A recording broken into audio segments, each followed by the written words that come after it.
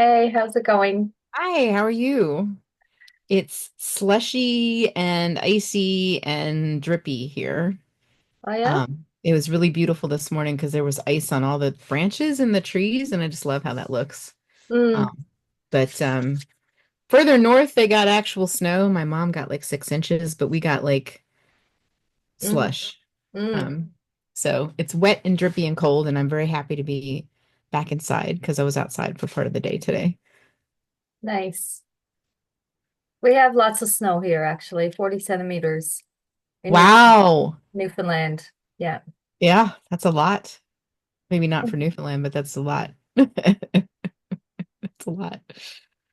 Yeah, we don't. It's funny where I live, the snow hits the mountains and dumps, and then it doesn't really hit us usually. So we don't, we often, people around us, north and south, will get snow and we won't get as much. So Okay, yeah, so where are you again? Because I know where, but maybe Oh, I'll okay. I'm in Richmond, Virginia, yeah, so halfway down the East Coast. yeah. And Richmond is, east of the Shenandoah Mountain Range, the Appalachian Mountain Range, Mm, and far enough away from the ocean that we usually don't have any effect. It's just very calm here in the middle of central Virginia, mm, which a lot of people like.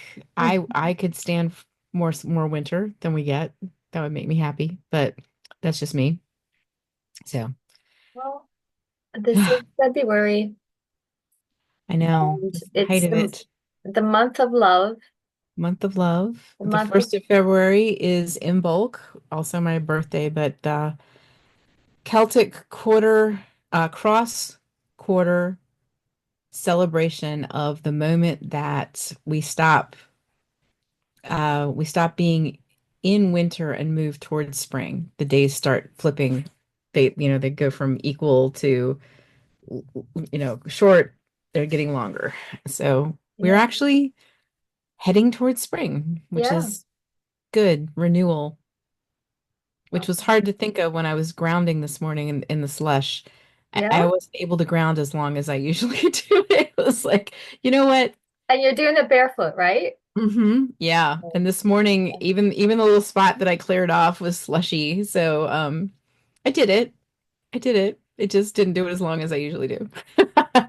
But I was out there. I go out in the morning and I do breathing exercises and meditation and prayer and Alexander technique practices. We have a little chair right inside the woods, and I sit with my facing down into the forest, and I've been doing it every day for 14 days, like been really consistent about it for the last 14 days, and it's been very supportive. Hmm. So how has it been supportive? Well, there's there's the potential biochemical support of, grounding. My electrical system is working like it's supposed to. I know when I sit down and I look at the woods, I Mm, feel this instant just drop in blood pressure. It's so instant just being in the woods and focusing on mindfulness and breathing. mm, So there's the biology of oxygen, there's the biology of electrical systems, there's the biology of um, green spaces and what that does to your blood pressure, but then there's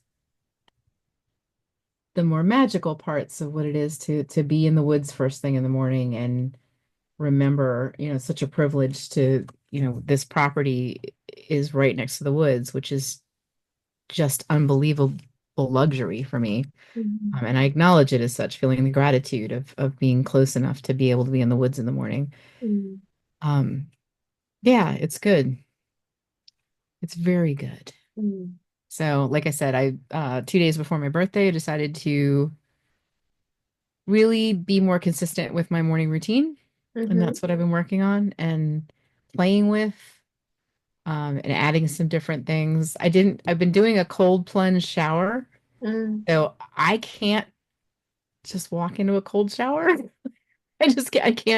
I can't quite get there yet. So I take my shower and then I turn it cold once I'm already in there. Yeah. But I didn't do it this morning because I figured I'd already had my cold immersion with my Uh, feet in the slush and whatever. yes. You know, it's I'm working with a lot of clients right now who are in the government or who are facing a lot of uncertainty. There's just a lot of nobody knows. Yeah. Um, there's our political situation, but honestly, a lot of the uncertainty, the political situation is a symptom of this Mhm. ongoing uncertainty about social changes and technological changes and climate changes. And Mhm. life is always uncertain. It's just sometimes it's easier for people to see that. And this is one of those thin moments where it's pretty obvious how uncertain life is. Mhm. So I'm, being very careful with how I'm taking care of me, supporting me so that I can go and be stable, Yeah. create safety for my clients.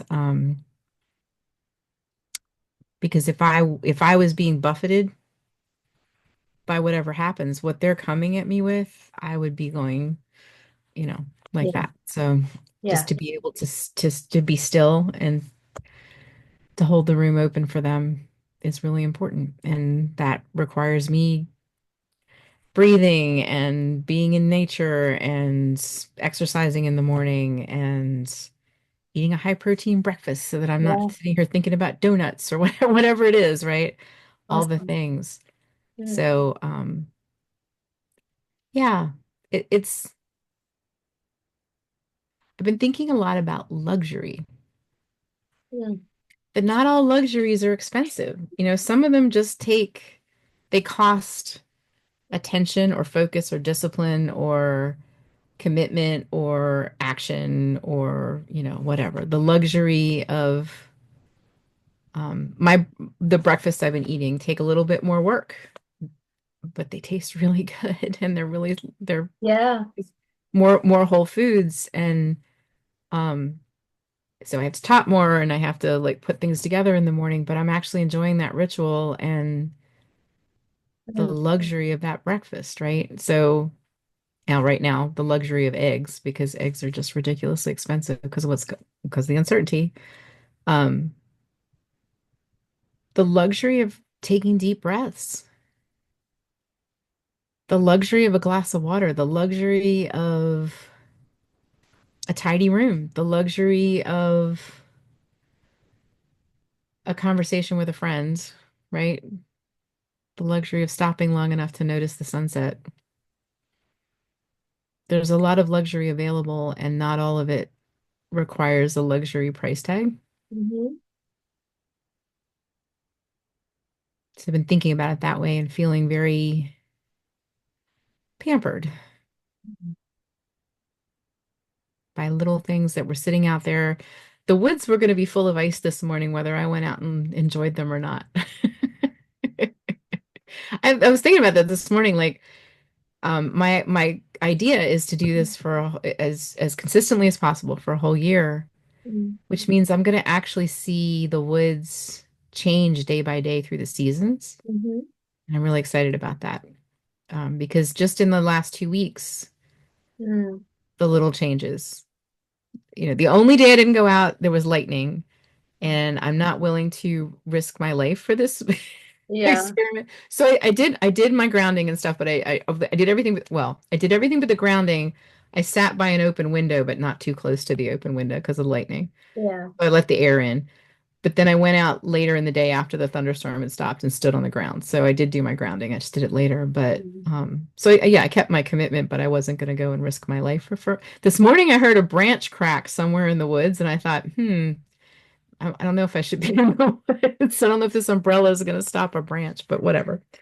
Um, it's available. It's available. Mhm. It's something that I think about a lot. What's available? A lot more than we think in any given moment. Mhm. An extra breath, a kind thought about myself or others, a happy memory.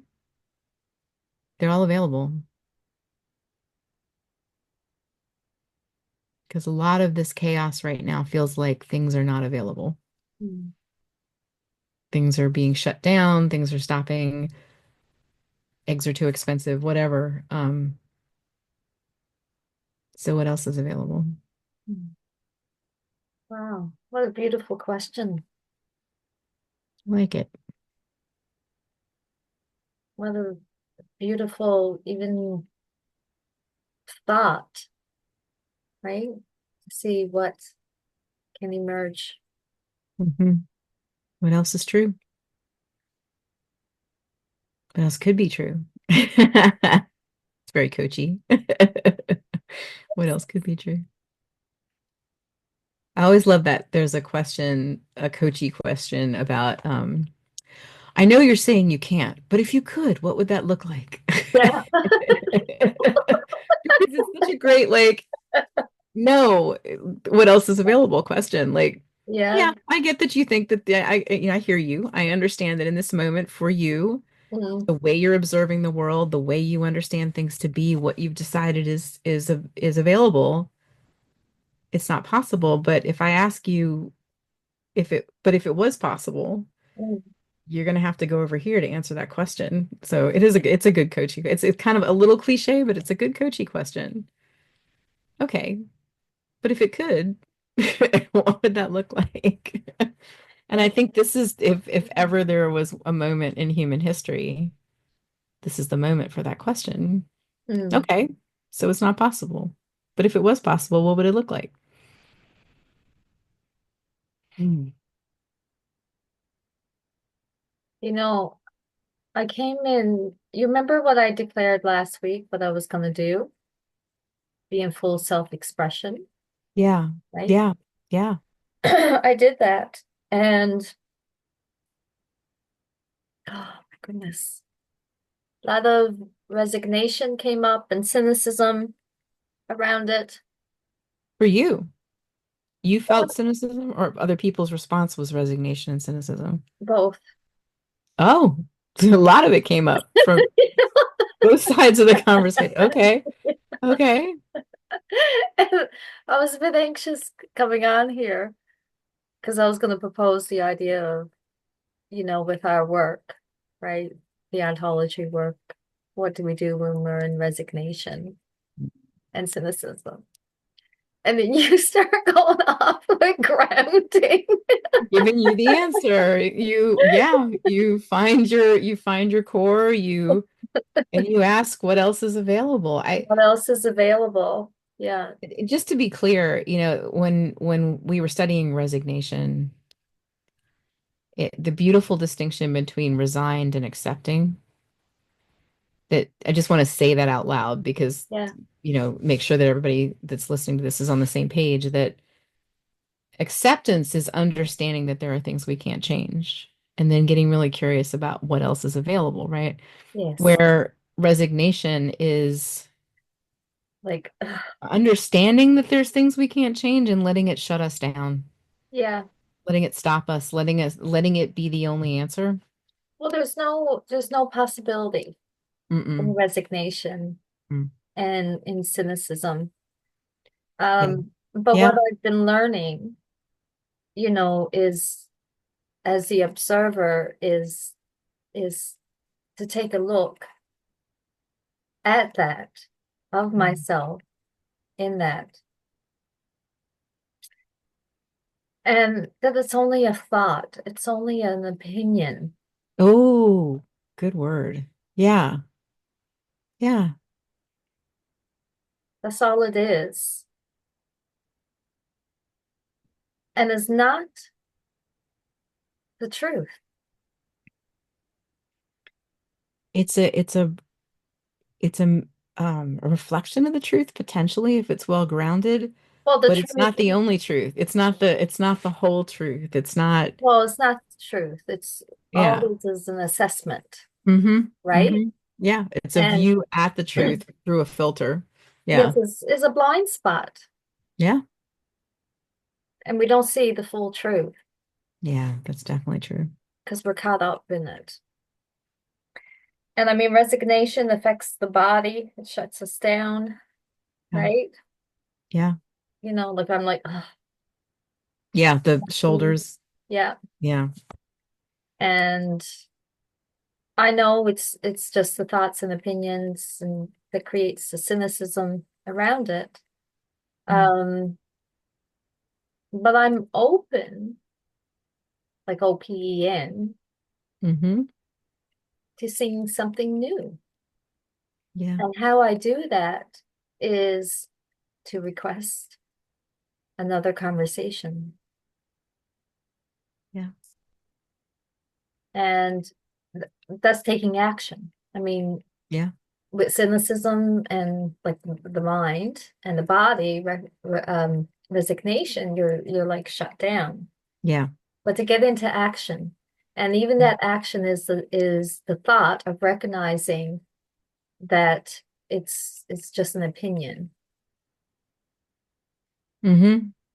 It's an attempt to make sense of a moment, and so you hung some words on it, you hung some ideas on it, and it started to look like the only truth. And that can stop you, and it doesn't need to. So, okay. So if you're going to ask for another conversation, how do you move from resignation to acceptance? Because the conversation could end up in the same place. So what does acceptance look like?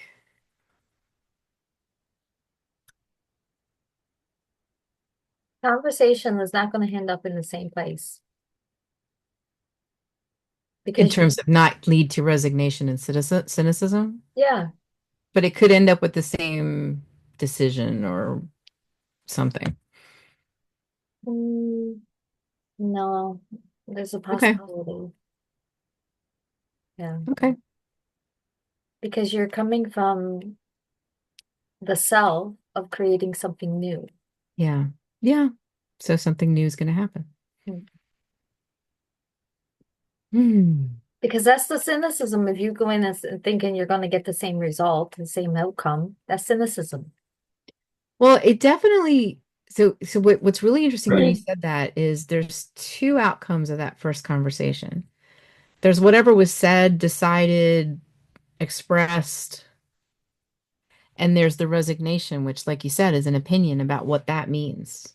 Yeah, So you could have a second conversation and the same information could get repeated, but it doesn't have to go to resignation. That's kind of what I was saying. Like, what's the, you know, and it would have to if, and I'm not saying it would, if the conversation is the same answers and whatever, same content, acceptance is a very different outcome than the first conversation that ended in resignation. I'm just saying out loud I'm kind of summing up what we were talking about. yeah, And except then there's always the possibility of it being a very different set of content. well, accepting the whole, the truth, and with the requests, you want to be heard. So Yeah. there's no misunderstandings.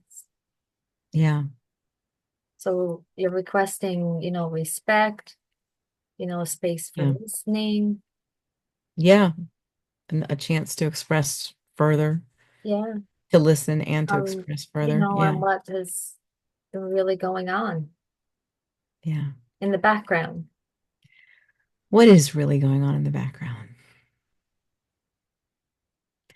Yeah, I had an experience last week where my husband came to ask me something and I was like cooking. I would have my back to him and asked me and I just gave him a quick answer just to, oh, okay, here's the answer.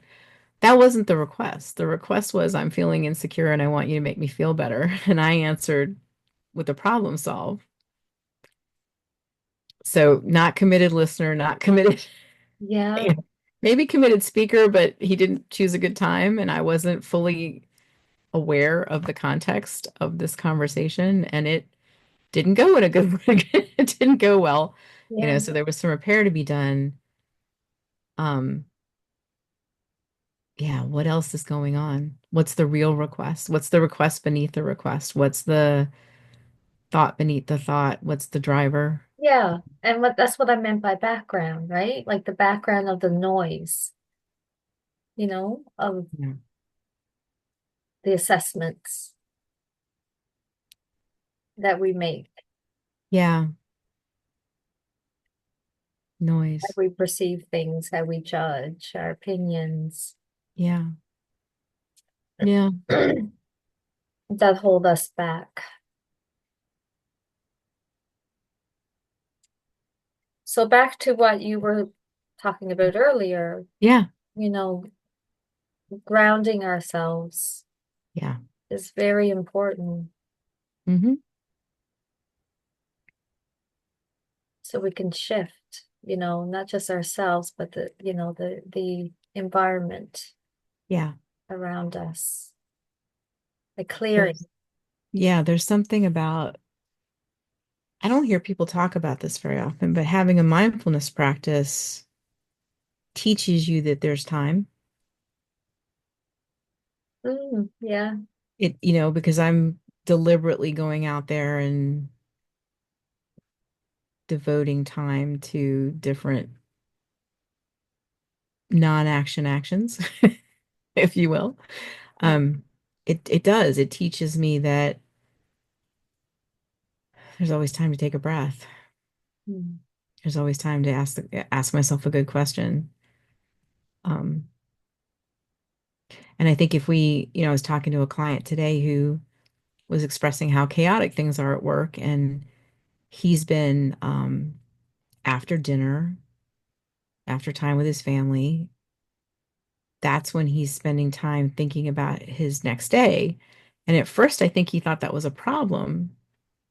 But as we talked, I think he realized it was the right time of day to have the deeper thoughts about what he needed to prioritize, because when he got in the office the next morning, he was going to be hitting the ground running.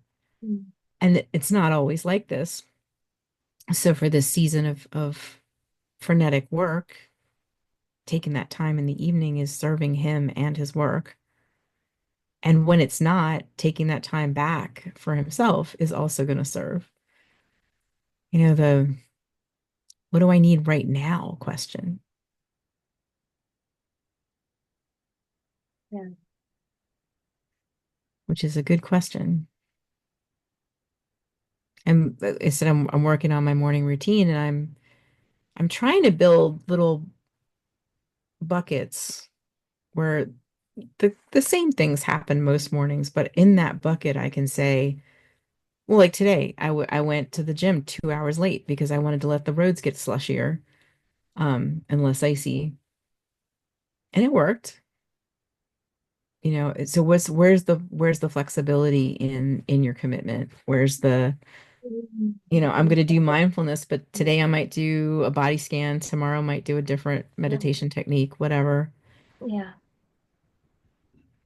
It's that balance between the consistency and the flexibility. And when you're grounded, I think you get really good at asking the question, what do I need right now? Which version serves in this moment? Yeah.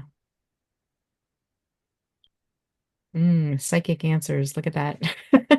That's very funny. I think I think we can just leave it as with that question. What do I need right now? What do I need right now? Hmm. Good question. Every single second, it's a good question. What's the best, what's the best investment in this moment? And sometimes it's to not invest anything at all. Mhm.